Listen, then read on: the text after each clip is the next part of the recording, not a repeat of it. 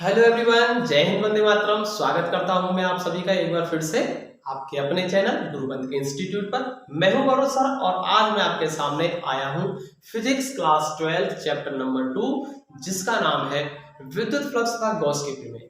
और जैसा कि आप जानते हैं, हमारे गॉस की प्रमेय का अनुप्रयोग चल रहे हैं और मैंने लगभग आपके सारे अनुप्रयोग कंप्लीट करा दिए हैं और ये जो अनुप्रयोग जो हमारा रह गया है इसको कर लेते हैं आज। ठीक है, तो आज जो हम लेकर आए हैं आपके सामने वो क्या है, बिंदु आवेश के कारण किसी बिंदु पर विद्युत क्षेत्र की तीव्रता तथा कूलाम का नियम। देखिए, इस अनुप्रयोग में हम दोनों काम करने वाले हैं। एक तो हम किसी बिंदु आवेश के कारण, मान लीजिए कोई बिंदु आवेश है, ओ बिंदु पर रखा हुआ प्लस क्यू आवेश, जो कि कैसा बिंदु आवेश है। इससे कुछ दूरी पर अगर हम कोई बिंदु P ले लेते हैं, इस बिंदु P पर तीव्रता क्या होगी। ठीक है, वैसे तो आप जानते हैं तीव्रता का मान कितना होता है, किसी आवेश के बिंदु आवेश के कारण किसी दूरी पर स्थित किसी बिंदु पर तीव्रता का मान सदैव कितना होता है, 1/4 pi epsilon not q upon r square होता है, यदि ये दूरी क्या है, r है तो इतना होता है, जैसा कि आपने पढ़ रखा पहले से ही। लेकिन आज हम गॉस की प्रमेय के अनुप्रयोग की सहायता से निकालेंगे यही डेरिवेशन।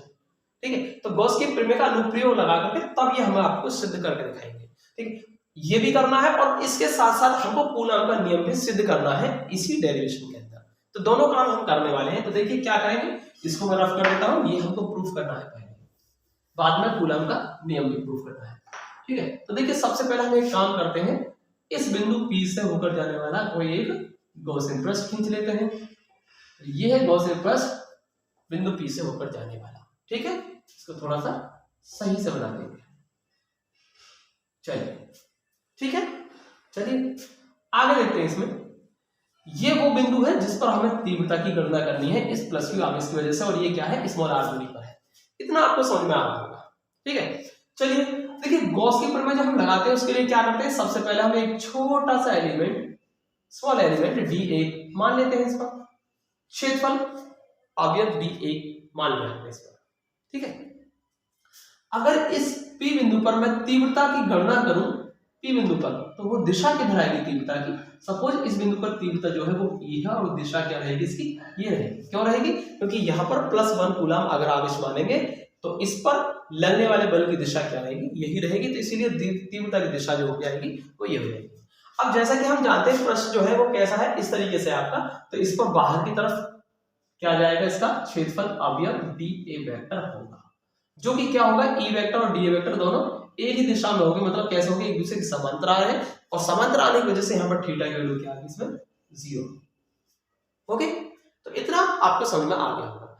चलिए हम स्टार्ट करते हैं आगे की बात। सबसे पहले देखिए, अगर हमें इस पूरे गॉसियन पृष्ठ, क्या है ये, गॉसियन पृष्ठ है, हाँ लिख सकते हैं आप गॉसियन पृष्ठ। इस पूरे गॉसियन पृष्ठ से होकर गुजरने वाला फ्लक्स आपको चाहिए, तो उसके लिए क्या करेंगे, इसके छोटे से एलिमेंट dA से होकर गुजरने वाला फ्लक्स निकाल लेंगे और फिर उसके बाद उसका इंटीग्रेशन कर देंगे, पूरे गॉसियन पृष्ठ से गुजरने वाला फ्लक्स आपको मिल जाएगा। ठीक, तो चलिए सबसे पहले लिखेंगे हम सूक्ष्म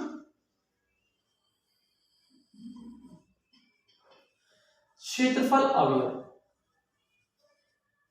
dA से होकर गुजरने वाला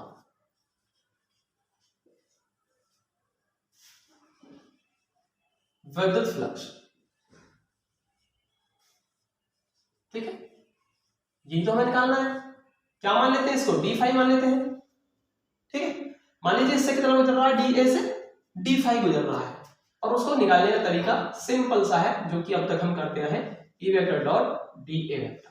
अच्छा, वेक्टर जब हटाएंगे तो क्या हो जाएगा, E dA cos थीटा, इसको ऐसे भी लिख सकते हैं।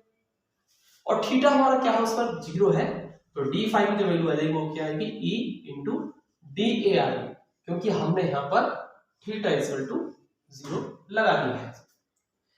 इतना आपको समझ में आ रहा होगा, कोई दिक्कत नहीं यहां तक। ये निकल गया इस छोटे से क्षेत्रफल से, लेकिन हमको तो इस पूरे गॉसियन पृष्ठ से चाहिए गुजरने वाला फ्लक्स। तो उसके लिए क्या करेंगे डियर, हम यहाँ पर इसका क्या कर देंगे, इससे जो फ्लक्स आया उसका क्या कर देंगे, इंटीग्रेशन कर देंगे और आपको पूरा फ्लक्स मिल जाएगा। तो हम लिखेंगे संपूर्ण गॉसियन पृष्ठ से गुजरने वाला विद्युत फ्लक्स। ठीक है, विद्युत फ्लक्स कितना होगा वो, मान लीजिए वो क्या है, टोटल 5 है, जो कि क्या होगा, इंटीग्रेशन d5 होगा।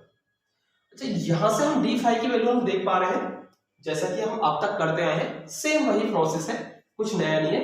और a इंटू डी ए आप लिख सकते हैं।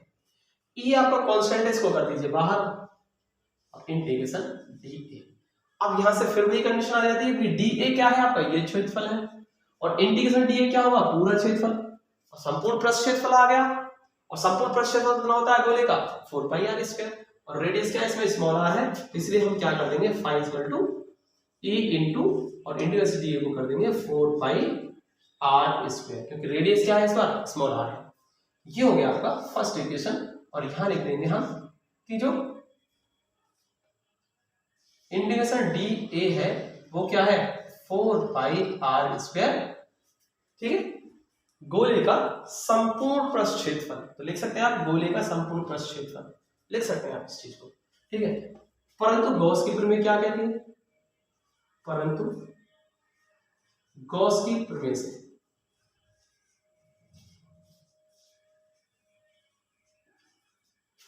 फाई इक्वल टू क्या होता है, क्यू अपॉन एप्सिलॉन नॉट। अब समीकरण 1 और 2 को क्या करते हैं हम, इक्वल कर देंगे। तो समीकरण 1 और 2 से मैं यहां कर देता हूं, 1 2 से, देखिए समीकरण 1 और 2 से a into 4 pi r square q upon epsilon naught के बराबर हो गया, क्यू अपॉन एप्सिलॉन नॉट। यहां से आपको तीव्रता e चाहिए थी, तो वो हो जाएगी 1/4 पाई एप्सिलॉन नॉट, ये और ये पास आ गया, तो क्यू अपॉन आर स्क्वायर इधर, क्यू अपॉन आर स्क्वायर।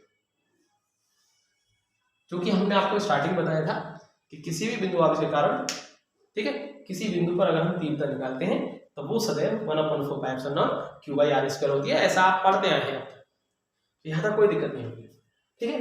तो आप स्क्रीनशॉट ले लीजिए इसका, तो मैं यहाँ से करना स्टार्ट करता हूँ। क्योंकि अभी मैंने देखिए यहाँ से निकाला है, तीव्रता निकाली है, मुझे इस पर कूलॉम का नियम भी क्या करना है, सिद्ध करना है यहीं से। तो क्या कर लेते हैं हम इसको थोड़ा सा मिटाएंगे,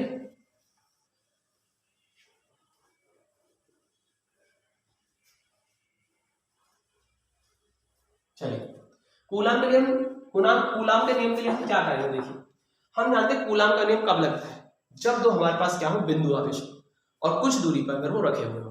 जब दो बिंदु आवेश कुछ दूरी पर एक दूसरे के साथ रखे होते हैं तो एक दूसरे पर क्या लगाते हैं, बल लगाते हैं, वैद्युत बल लगाते हैं, और उस वैद्युत बल को हम ज्ञात करते हैं कूलॉम के नियम से, ठीक है। तो जो नियम होता है उसे कहते हैं कूलॉम का नियम, ठीक है। बल ज्ञात करने का जो नियम होता है उसी को कूलॉम का नियम कहते हैं। तो देखिए हमें क्या करना है, हमें पी बिंदु पर ही क्या निकालना है, पी बिंदु और क्यू बिंदु, इन आप एक काम कर लेते हैं, इसके लिए सबसे पहले क्यू नॉट आवेश बिंदु पी पर रख देते हैं। तो बिंदु पी पर हमने क्या रख दिया, एक आवेश क्यू नॉट रख दिया है। तो जैसे एक परीक्षण धनावेश क्यू नॉट को हम बिंदु पी पर रखेंगे तो इन दोनों के बीच में क्या लगेगा, एक विद्युत आकर्षण या प्रतिकर्षण का बल लगेगा, क्योंकि ये धनात्मक है और ये भी सपोज धनात्मक है, तो क्या लगेगा, प्रतिकर्षण का बल लगेगा। मान लीजिए धनात्मक आवेश है ये परीक्षण धनावेश, तो इस पर प्रतिकर्षण का जो बल लगेगा वो क्या होगा। तो देखिए जब किसी विद्युत क्षेत्र के अंदर किसी आवेश क्यू नॉट को रखा जाता है तो सदैव उस पर जो बल निकलता है वो कितना निकलता है, क्यू नॉट ई के द्वारा ज्ञात किया जा सकता है।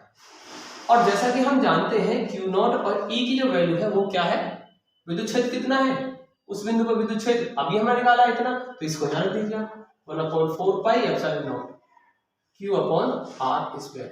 तो देखिए क्या मैं इसको ऐसे भी लिख सकता हूँ क्या, 1/4 पाई एप्सिलॉन क्या होगा, क्यू अपॉन क्यू, और क्यू नॉट ये वाला Q naught by are square. यही तो है कूलॉम का नियम। क्या था कूलॉम का नियम, जरा एक बार हम फिर से रिवाइज करने की कोशिश करते हैं। F equal to 1/4 pi epsilon naught Q1 Q2 by are square. तो देखिए Q1 Q2 क्या था, वहां पर दो आवेश थे, दो बिंदु आवेश, पहला Q1 माना था, दूसरा Q2 माना था, लेकिन यहाँ आवेश Q1 Q2 का मान जो दे रखे हैं Q नॉट ले रखे हैं, तो Q1 की वैल्यू Q है, Q2 की वैल्यू आपकी Q नॉट है, तो यहाँ भी दो बिंदु आवेश है आपके, ठीक है। तो यही क्या है, कूलॉम का नियम है, यही कूलॉम का नियम है। तो देखिए दोस्तों, अगर आपको विद्युत क्षेत्र की तीव्रता निकालनी हो तो आप यहां तक छोड़ सकते हैं, और अगर आपसे कूलम का नियम सिद्ध करने को कहेगा तो एक स्टेप और बढ़ा देंगे, वहां क्यू नॉट की कल्पना कर लेंगे, क्यू नॉट आवेश रख देंगे वहां पर, तो बल लगने वाला बल जो हो जाएगा उनके बीच में एफ हो जाएगा, क्यू नॉट ई से ज्ञात होता है, और ई की वैल्यू आपने पहले ही निकाल रखी है, उस बिंदु पर तीव्रता रख दीजिए, कूलम का नियम सिद्ध हो जाएगा। तो देखिए दोनों मैंने इसमें दोनों चीजें तीव्रता और कूलम का नियम मैंने एक ही साथ करा दिया है, ठीक है। तो उम्मीद करता हूँ आपको समझ में आ रहा होगा, स्क्रीनशॉट लेना चाहे तो स्क्रीनशॉट ले सकते हैं आप, ठीक है। तो चलिए, तो यहाँ होता है हमें कूलम के नियम के अनुप्रयोग सारे खत्म होते हैं। मिलते हैं अगले वीडियो में, तब तक के लिए जय हिंद, वंदे मातरम।